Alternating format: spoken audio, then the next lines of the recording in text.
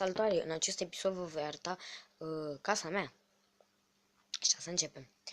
Aici este dormitorul meu, calculatorul, în care mă joc CS1 6 și o să apară în curând pe canal.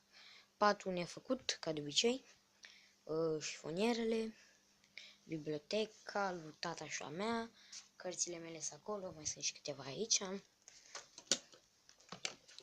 Baia, o vedeți și voi. Alo. Dormitorul alor mei, ca de obicei nefăcut.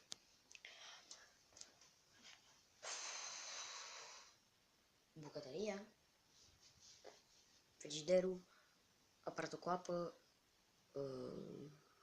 televizorul și acolo știți ce. Așa. Ce nu v-am arătat? O sufragerie. Sufrageria este așa, căștile mele, plasma, televizorul, plasma, mobila. Aici este la intrare, alo, și aici este priveliștea. Cam atât cu acest episod. Pa, pa! Pa, pa, pa!